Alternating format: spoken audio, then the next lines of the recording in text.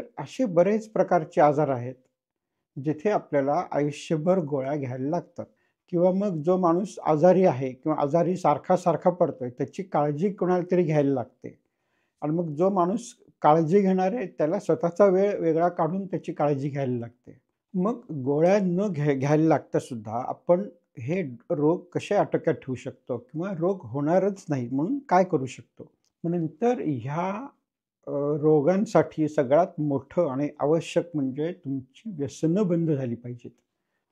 मग तर लोकांची मानसिकता कशी असते, की मला डायबिटीस आहे, तरी पण मी आईस्क्रीम खाणार, तरी पण मी श्रीखंड खाणार आणि मग काय मी फक्त इन्शुलिनचा डोस थोडा जास्त घेईन. कुठलंही औषध कसं काम करतं ह्याचं संशोधन होणं आवश्यक आहे.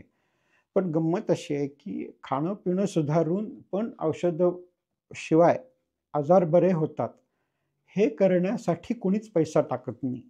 मित्रांनो, आज आपण बघणार आहोत, की बरेचसे रोग आपण औषधांशिवाय आटोक्यात ठेवू शकतो, बरे करू शकतो किंवा ते होऊ नयेत म्हणून काळजी करू शकतो. तर जेव्हा आपण औषधं वापरत नाही, म्हणजे गोळ्या वापरत नाही, इंजेक्शन्स वापरत नाही आणि तरी पण हे रोग आटोक्यात राहतात किंवा आपल्याला चांगलं आयुष्य जगता येतं. तर हे कसं करायचं ते आज आपण बघूयात. आता आपल्या डोक्यात कसं असतं, की आपण आपलं नेहमीचं आयुष्य चालू ठेवलेलं असतं, की आपलं काय खाणं-पिणं असेल, झोप असेल, ऑफिस असेल, काय आपला बिझनेस असेल आणि मग हे सगळं करत असताना कधीतरी आपल्याला कुठलातरी त्रास व्हायला लागतो. म्हणजे उदाहरणार्थ डोकेदुखीचा त्रास सुरू होतो, कंबरदुखीचा सुरू होतो. मग आपण काय करतो? साधी गोष्ट आहे, की आपण आपल्या जवळच्या किंवा ओळखीच्या डॉक्टरांकडे जातो. मग तिथे काय होतं, काही तपासण्या केल्या जातात. आपली शरीराची तपासणी केली जाते.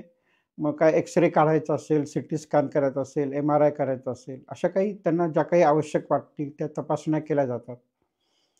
आणि मग आपल्याला डॉक्टर सांगतात, की तुमचं डोकं दुखतंय त्याचं कारण हे ब्लड प्रेशर आहे. तुम्हाला आता ब्लड प्रेशरचा त्रास सुरू झालाय.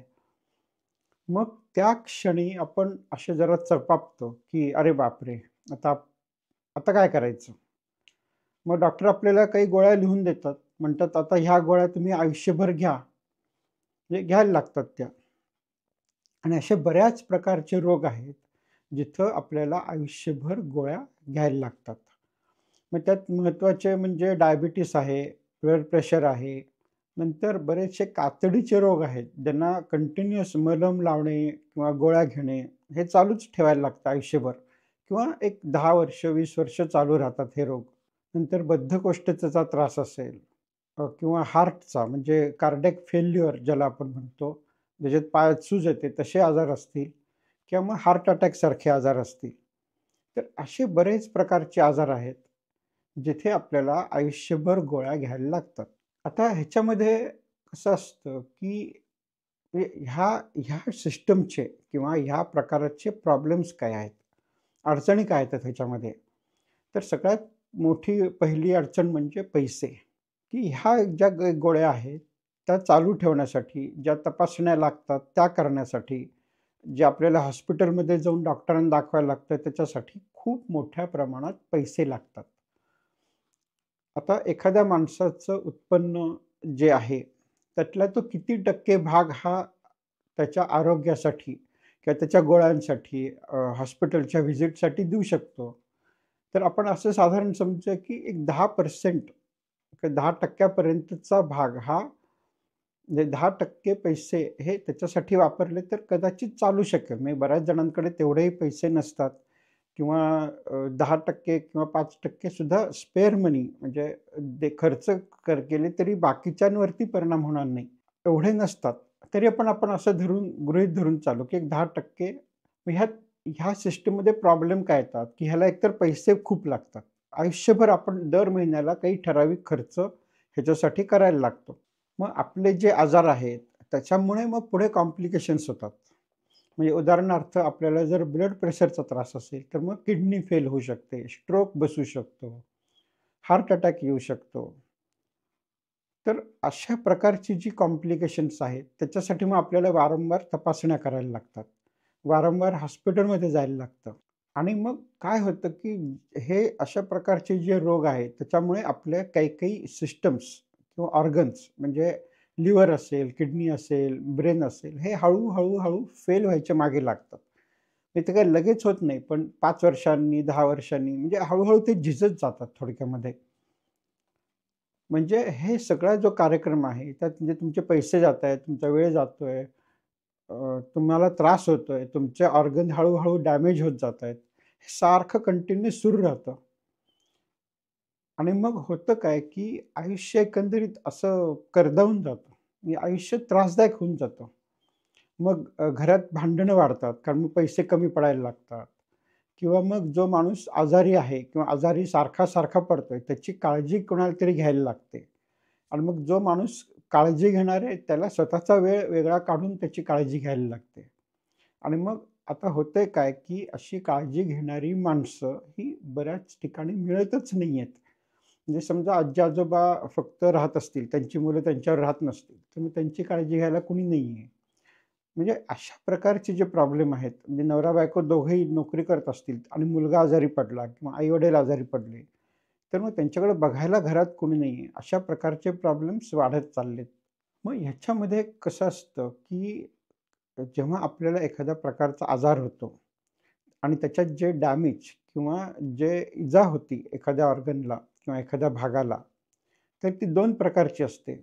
एकाला आपण म्हणतो रिव्हर्सिबल म्हणजे जे आपण परत पलटवू शकतो. उलटं होऊ शकतं ते.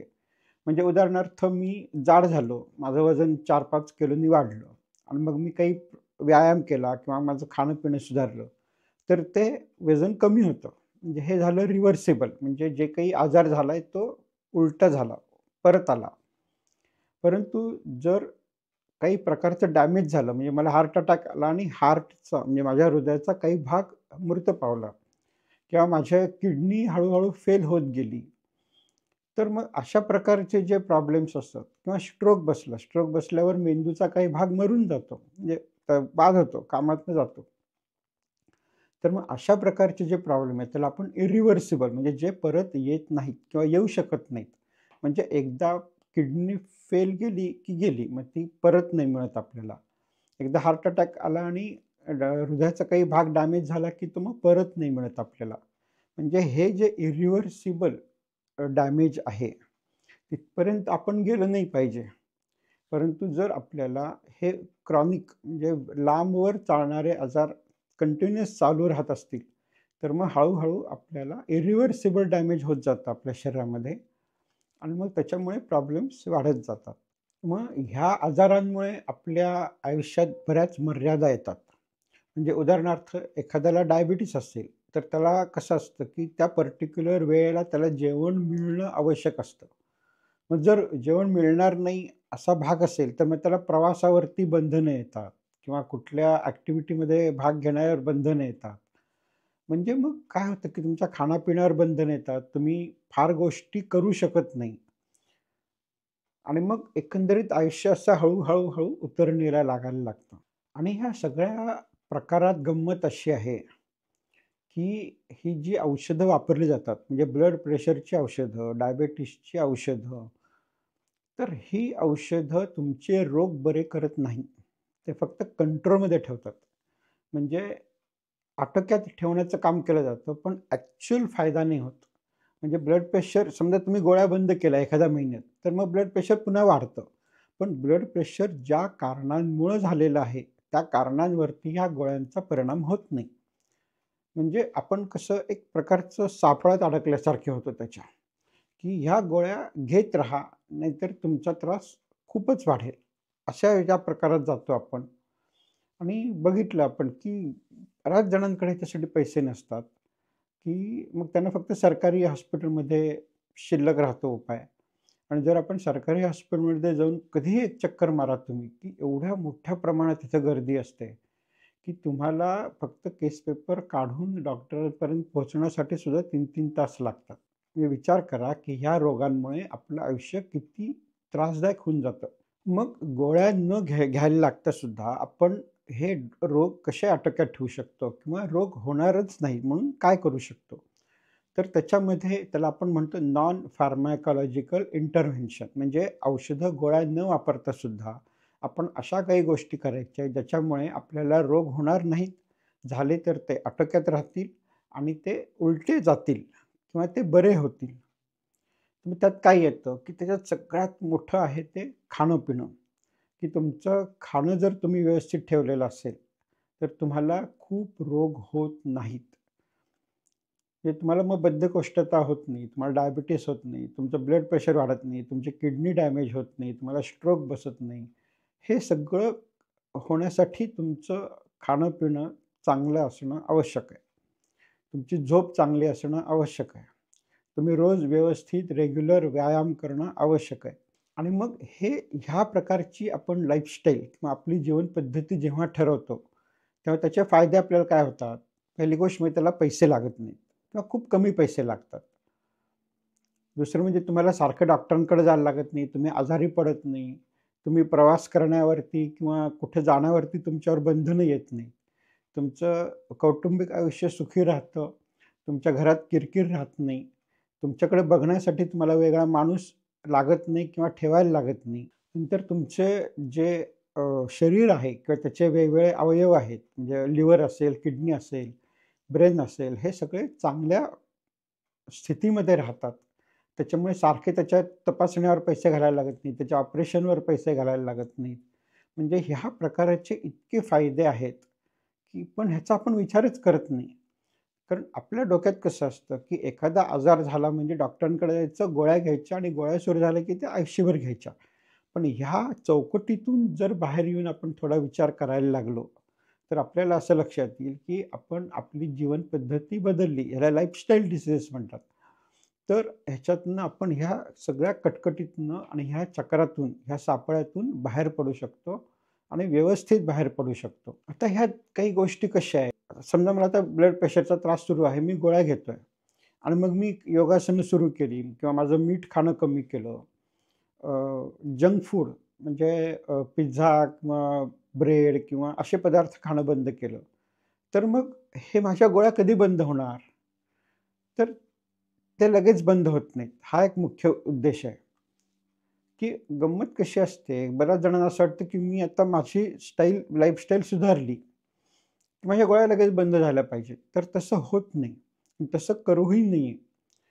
आता मी तुम्हाला एक उदाहरण सांगतो, की एक शिबिर होतं. एक योगासनांचं शिबिर होतं.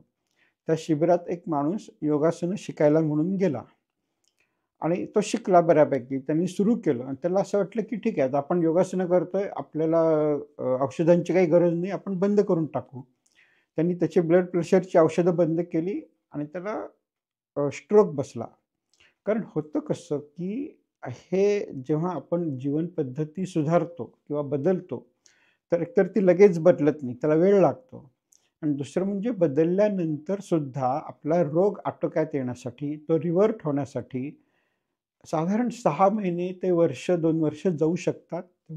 तेवढे दिवस लागतात. आणि त्याच्यामुळे तुम्हाला कुठल्याही प्रकारच्या गोळ्या सुरू असतील आणि तुम्ही तुमच्या आयुष्यात काही बदल केले चांगले, तर ते बदल होऊन त्याचा परिणाम होण्यासाठी तुम्ही 6 महिने ते 1 वर्ष थांबणं आणि बदललेली जीवनपद्धती चांगल्या प्रकारे सुरू ठेवणं हे आवश्यक आहे. आणि तुम्ही स्वतःहून गोळ्या बंद करू नका. ज्या डॉक्टरांनी तुम्हाला ब्लड प्रेशरच्या किंवा डायबिटीजच्या किंवा कुठल्याही अशा आयुष्यभर चालणाऱ्या गोळ्या सुरू केल्या आहेत, त्यांना जाऊन परत दाखवा. या उदाहरणार्थ ब्लड प्रेशरचा त्रास आहे किंवा डायबिटीजचा त्रास आहे. तर मग तुमची शुगर जेव्हा 3 महिने, 4 महिने, 6 महिने सतत व्यवस्थित खालच्या पातळीवर राहील, तेव्हा तुमच्या डॉक्टरांना खात्री पटेल, की तुमची जी काही जीवनपद्धती तुम्ही अंगीकारलेली आहे, ती चांगली आहे. त्याच्यामुळे रोगावरती नियंत्रण मिळायला लागलेलं आहे आणि त्याच्यामुळे आपण आता औषधांचा डोस कमी करू शकतो किंवा ती बंद करू शकतो. त्यामुळे हा जो निर्णय आहे, तो तुमच्या डॉक्टरांनी घ्यायचा आहे. तुम्ही स्वतःहून घ्यायचा नाहीये. जर तुम्ही स्वतःहून घेतला आणि जर तुमचा रोग तोवर आटोक्यात आलेला नसेल, तर मग प्रॉब्लेम वाढतील. ते सुधारणार नाहीयेत. त्याच्यामुळे ह्याला वर्ष, 2 वर्ष द्यायची तयारी तुमच्या मनानी ठेवणं आवश्यक आहे. मग ह्यात काय-काय येतं? म्हणजे आपण काय-काय करू शकतो औषध घेण्याशिवाय? तर मग पहिलं आहे आहार. नंतर आहे एक्झरसाइज. मग एक्झरसाइजमध्ये वेगवेगळ्या प्रकारची एक्झरसाइज येतात. मग त्यात तुमचं चालणं किंवा पळणं असेल, स्विमिंग असेल, कुठलाही खेळ, मैदानी खेळ म्हणजे फुटबॉल म्हणा, टेनिस म्हणा बॅडमिंटन म्हणा तसं असेल. नंतर मग त्याच्यामध्ये योगासनं असतील, ज्याच्यामध्ये स्ट्रेचिंग वाढतं किंवा प्राणायाम वगैरे असेल. मग नंतर ह्या अ, रोगांसाठी सगळ्यात मोठं आणि आवश्यक म्हणजे तुमची व्यसनं बंद झाली पाहिजेत. कारण दारूमुळे लिव्हर तर खराब होतंच, ॲक्चुअली पूर्ण शरीरच खराब होतं. स्मोकिंग म्हणजे धूम्रपानामुळे खूप खूप शरीरात त्रास सुरू होतो. खूप रोग बळावतात, वाढतात आणि खूप रोग रिव्हर्ट होणं किंवा क्युअर होणं हे जवळ-जवळ अशक्य असतं. त्याच्यामुळे तुम्हाला कुठल्याही प्रकारचं व्यसन असेल, तर ते बंद करणं हा जीवन पद्धतीतला सगळ्यात मोठा घटक आहे. आणि एकदा तुम्ही तुमचं स्मोकिंग बंद केलं, दारू बंद केली किंवा बाकीचे कुठले जर तुमचे व्यसनं असतील, म्हणजे गांजाची म्हणा किंवा अजून कुठल्या पदार्थाची असेल, ती बंद केली, तर तुमचं आयुष्य सुधारण्यासाठी आणि तुमच्या गोळ्या किंवा औषधं बंद होण्यासाठी त्याचा खूप मोठा उपयोग होतो. नंतर फिजिओथेरपी आहे, की जर तुमचं अंग वाकत असेल, कंबरदुखी, पाठदुखी किंवा असे काही प्रकारचे तुमचे आजार असतील, तर तुम्ही फिजिओथेरपीकडे जरूर जा. कारण त्यांच्याकडे गोळ्या औषधं वापरली जात नाहीत. पण ते तुम्हाला व्यवस्थित व्यायाम कसा करायचा, कुठली पद्धत वापरायची हे व्यवस्थित समजावून सांगतील. त्याच्यामुळे तुमच्या शरीराची ताकद वाढेल, लवचिकता वाढेल, तुमची काम करायची क्षमता वाढेल आणि मग एकंदरीत तुमचं आयुष्य चांगलं होण्यासाठी त्याची मदत होईल. त्याच्यामुळे तुम्ही फिजिओथेरपीकडे अवश्य जा. फिजिओथेरपीकडे होणारा खर्च हा बाकीच्या औषधांच्या, तपासण्यांच्या, सर्जरीच्या मानाने बराच कमी असतो. मग आता प्रश्न असा असतो, की जर बदललेलं आहार, केलेला व्यायाम ह्याच्यामुळे एवढे फायदे होत आहेत, की मला आजार होत नाहीयेत. झाले तर ते अटकत राहतायत किंवा ते रिव्हर्ट होतायत किंवा ते बरे पण होतायत. असं जर असेल, तर मग हे का नाही केलं जात? किंवा उदाहरणार्थ, की किती लोक असं ठरवतात, की मी आता आजपासून आईस्क्रीम नाही खाणार, मी आजपासून चिप्स नाही खाणार, मी आजपासून पिझ्झा नाही खाणार, कारण हा माझ्या शरीराला हानिकारक आहे. तर असं नाही वागत लोक. जर तुम्ही कुठेही गेलात हॉटेलमध्ये वगैरे, तर तुम्हाला सगळीकडे दिसेल, की हे कचरा किंवा जंक फूड हे प्रचंड प्रमाणात वापरलं जातं. त्याच्याकडे कुणीही लक्ष देत नाही. मग तर लोकांची मानसिकता कशी असते, की मला डायबिटीस आहे, तरी पण मी आईस्क्रीम खाणार, तरी पण मी श्रीखंड खाणार आणि मग काय मी फक्त इन्शुलिनचा डोस थोडा जास्त घेईन. पण तसं नसतं, की इन्शुलिनचा डोस जास्त घेऊन मी श्रीखंड खाऊ शकतो, ही कन्सेप्ट चुकीची आहे. ते डोक्यातनं आधी काढून टाका. तुमची साखर कमी करणं हे जास्त महत्त्वाचं आहे. कारण एक वेळ अशी येईल, की तुम्ही कितीही इन्शुलिन घेतलं तरी तुमची साखर आटोक्यात येणार नाही. मग त्यावेळी तुम्ही काय करणार आहे? मग त्यावेळी तुम्हाला श्रीखंड खाणं बंद करणं एवढाच उपाय शिल्लक राहतो. आणि जेवढा तो तुम्ही आधी कराल, तेवढा तुम्हाला जास्त फायदा होईल. आणि जरी साखर तुम्ही इन्शुलिननी कमी केली तरी ऑर्गन डॅमेज तर कमी होत नाहीये. तुमची किडनी बाद व्हायचं चालूच आहे. तुमच्या हार्टवरती लोड येणं चालूच आहे. त्याच्यामुळे साखर खाणं बंद करणं, आईस्क्रीम किंवा श्रीखंड न खाणं, हे जास्त आवश्यक आहे. इन्शुलिन हा खूप नंतरचा टप्पा आहे. म्हणजे डॉक्टर दीक्षित, ज्यांचं दीक्षित डाएट खूप फेमस आहे. त्यांनी सुद्धा एका ठिकाणी असं सांगितलंय, की जेव्हा तुम्हाला डायबिटीज हा आहे असं कळतं, तेव्हा आधी आहार बदलून बघूया, व्यायाम करून बघूया, नंतर औषधांचं आपण विचार करूया, असं असलं पाहिजे. आधी औषधं सुरू करू आणि मग कुठेतरी म्हणजे असं आपण एक जेवणाचं ताट घेतलं आणि त्यात कसं लोणचं, चटणी असं थोडेसे असे मार्जिनलाइज म्हणजे असे एक तोंडी लावणी पदार्थ असतात. तसं नाहीये. डायट आणि एक्सरसाइज आणि लाईफस्टाईल चेंजेस हे मध्ये आहेत. मोठा भाग त्याचा आहे. आणि मग औषधं ही सपोर्टिव्ह म्हणून वापरा तुम्ही. पण मुख्य काय आहे, की तुमचा आहार सुधारायला पाहिजे. तुमचा व्यायाम सुधारला पाहिजे. तुमची झोप सुधारली पाहिजे. तुमचं योग्य म्हणजे शुद्ध पाणी मिळालं पाहिजे, शुद्ध हवा मिळायला पाहिजे, शुद्ध जागा राहायला मिळाली पाहिजे, मोकळी जागा हवा मिळाली पाहिजे. तर हे जास्त आवश्यक आहे. गोळ्या ह्या नंतर. गोळ्या ह्या सपोर्टिव्ह म्हणून. म्हणजे मुख्य गोळ्या आणि व्यायाम कधीतरी जमला तर करू, नाहीतर नाही करू, असं नाही चालणार आहे. मग प्रश्न असा येतो, की हे लोक का वापरत नाहीत?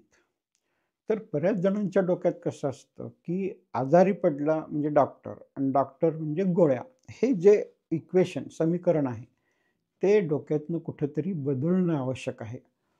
आजारी पडलं तर आपण पहिल्यांदा विचार करायचा, की काहीतरी बिघडतंय. काय बिघडतंय? ते कसं सुधारायचं? मग ते सुधारून सुद्धा जर मला त्रास होत असेल किंवा त्रास वाढत असेल, तर मग मी काही वेळाकरता का होईना गोळ्या घेईन. ज्याच्यामध्ये माझा इमर्जन्सी कव्हर होईल किंवा मी जे काही प्रयत्न करतोय त्याचा परिणाम होईपर्यंत ह्या गोळ्या मला मदत करणार आहेत.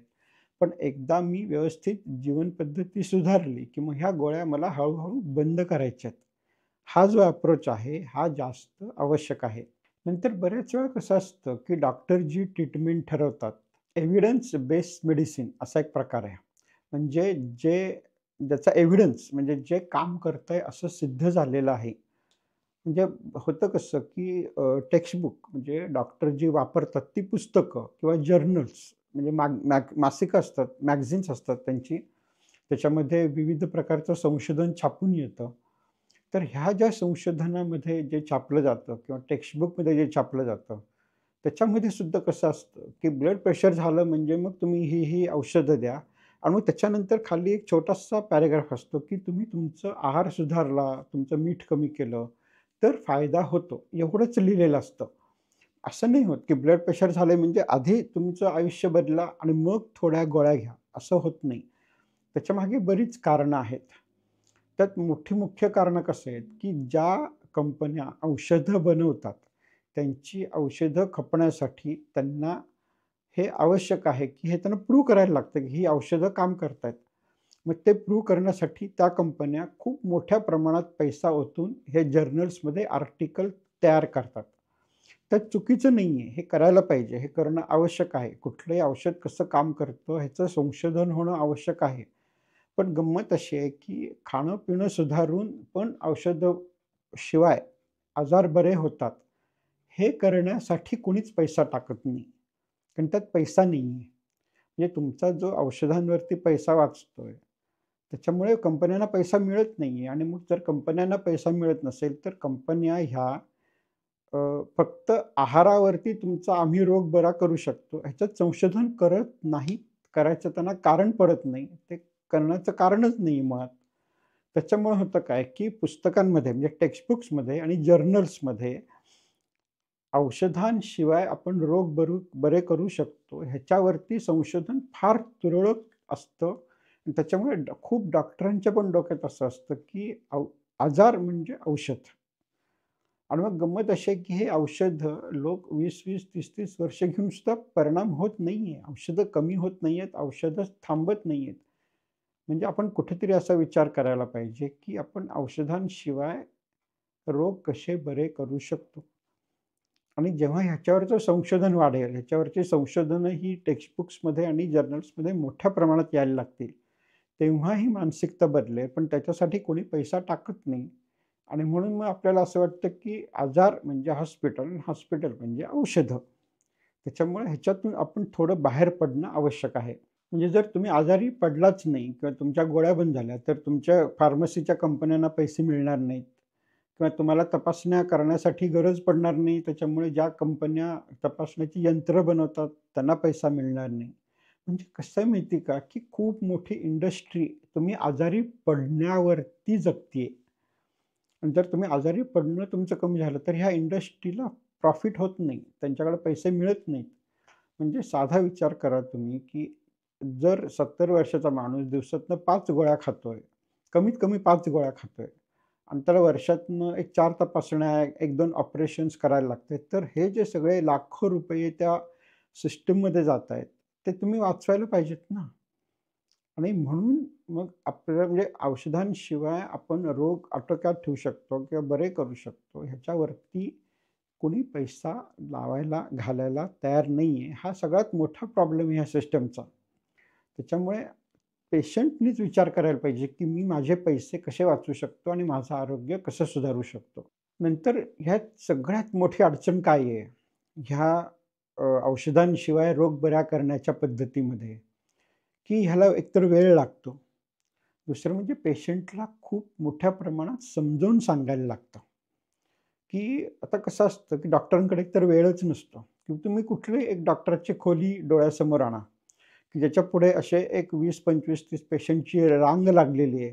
अगदी जिथे तुम्ही अपॉइंटमेंट घेऊन प्रायव्हेट हॉस्पिटलमध्ये जाता, तिथं सुद्धा तुमच्या बऱ्याच वेळा म्हणजे 11ची अपॉइंटमेंट असेल तरी तुम्हाला 1-2 वाजेपर्यंत थांबवलं जातं. कारण एवढी गर्दी असते आणि त्या डॉक्टरांवरती एवढ्या मोठ्या प्रमाणात लोड असतो, की एखादा पेशंट आला, समजा पाठदुखीचा पेशंट आहे.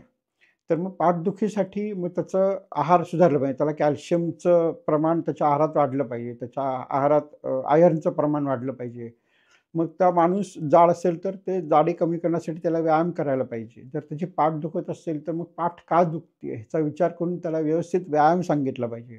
त्याची फिजिओथेरपी करून घेतली पाहिजे. म्हणजे जर एवढ्या प्रकारचं इनपुट म्हणजे एवढ्या प्रकारचं पेशंट एज्युकेशन किंवा पेशंटला एवढं शिकवायला लागत असेल त्याच्यासाठी, जे आवश्यक आहे, तर ते ते करायला डॉक्टरांकडे वेळ नाही, ही वस्तुस्थिती आहे.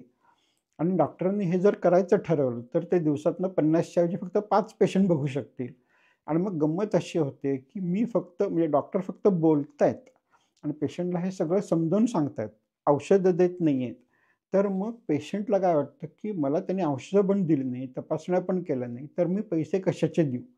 म्हणजे मग त्या डॉक्टरांना 50 पेशंट बघून जे पैसे मिळतात, तेवढेच पैसे जर 5 पेशंटकडून मिळाले, तर मग ते आनंदाने तुम्हाला सगळं शिकवतील आणि मग हे सगळं सांगतील, की तुमचा आहार सुधारून, तुमचा व्यायाम सुधारून तुम्हाला औषधांशिवाय तुमची पाठदुखी बरी होऊ शकते किंवा तुमचं चालणं-फिरणं सुधारू शकतं किंवा तुम्हाला जे आजारी पडून झोपून राहायला लागतं, ते कमी होईल.